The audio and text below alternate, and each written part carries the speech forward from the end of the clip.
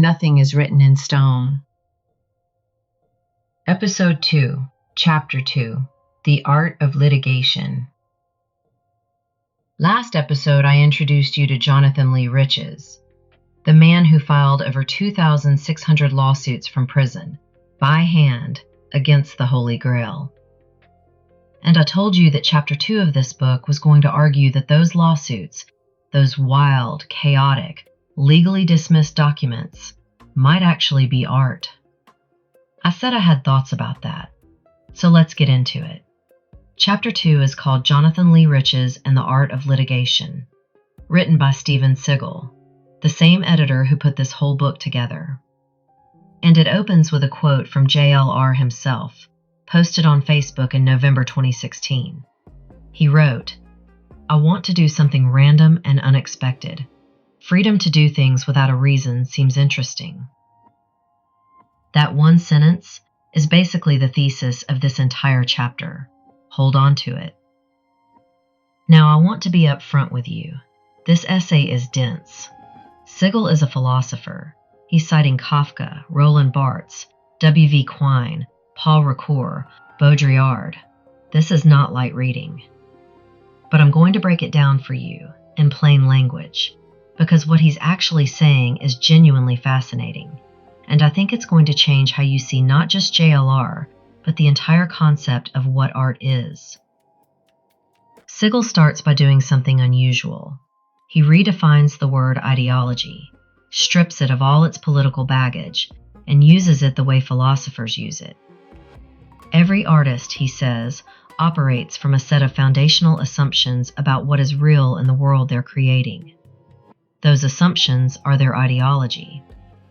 And understanding an artist's work means understanding what they took to be real in operation, within their universe. Then he brings in Kafka, specifically The Trial, the novel where a man named Joseph K. wakes up one morning to find himself arrested for a crime nobody will explain to him. The bureaucratic world has invaded his life. And here's Kafka's genius. By the time the novel reaches its midpoint, Joseph K.'s life before the intrusion turns out to have been just as artificial as the bureaucratic nightmare that invaded it. There's no line anymore between the legal machine and real life. They've merged. Sigl uses this to set up his framework, and then he drops the big claim. He says Jonathan Lee Riches is, and I'm paraphrasing here, easily the most avant-garde artist of the last 50 years. Not a nuisance, not a troll, not a bored prisoner abusing the legal system. An artist, possibly the most significant one in half a century. Now, how does he get there? Here's the key. Kafka wrote about bureaucracy. He used the legal system as a metaphor filtered through the safe remove of fiction. JLR didn't write about it, he worked inside it. He submitted his narratives, his absurdist, chaotic, celebrity name-dropping narratives, directly to the machine itself as actual legal documents. The court had to receive them, file them, process them, respond to them. Sigl compares this to Marcel Duchamp placing a urinal in an art gallery in 1917 and calling it a sculpture. The medium became the message. The act of placing the object in that specific context, with all the institutional weight that context carries, was the art. JLR didn't need a gallery. He had federal courthouses, all of them, simultaneously. Now here's where it gets even more interesting.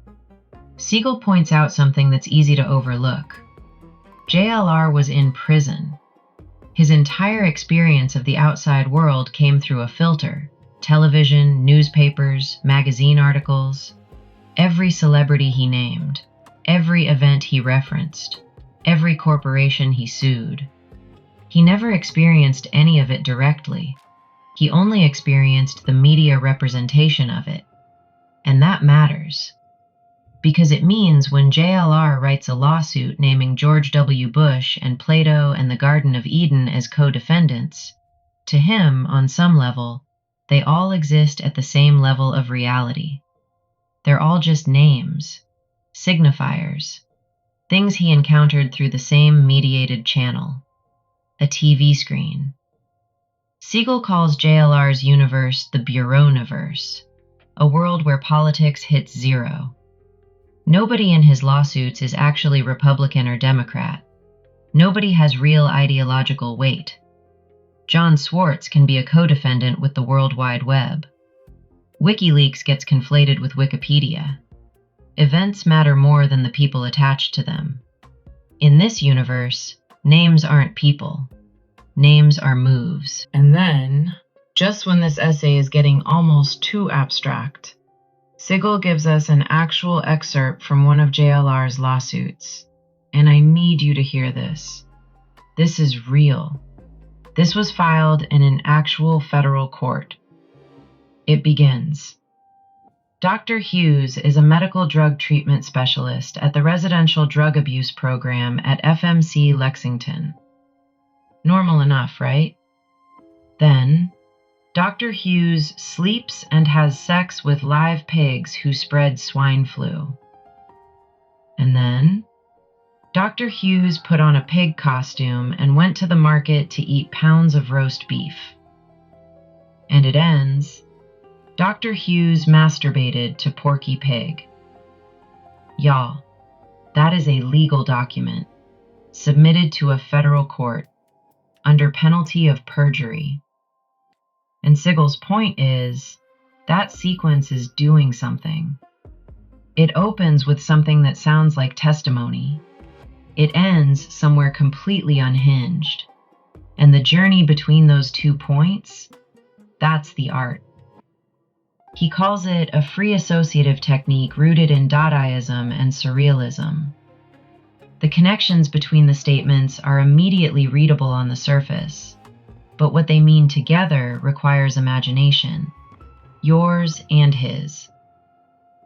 Then Sigl makes a point that genuinely stopped me. He talks about what happens to the court clerks who have to process these filings, the ones who stamp them, file them, write the dismissal orders. They think they're shutting down a nuisance, but by engaging with the filings at all, even to reject them, they've placed themselves inside the aesthetic landscape JLR is creating.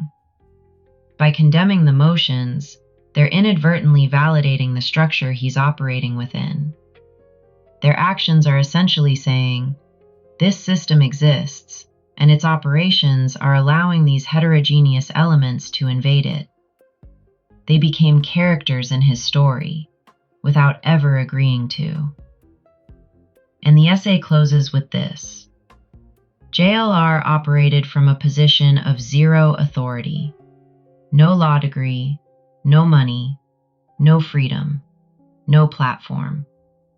And yet, through sheer prolific output and ingenuity, he redefined jurisprudence itself into a field that operated according to his own aesthetic desires.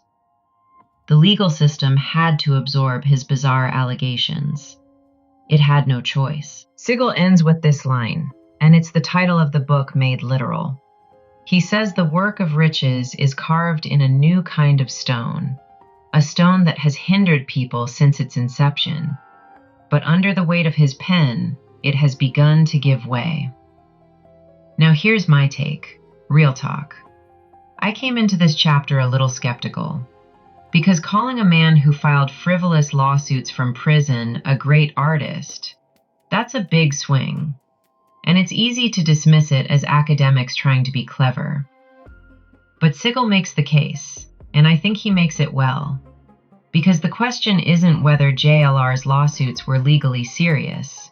They weren't. The question is whether what he did, using the legal system itself as a creative medium, was something nobody had done before. And the answer to that is yes. Nobody had done it.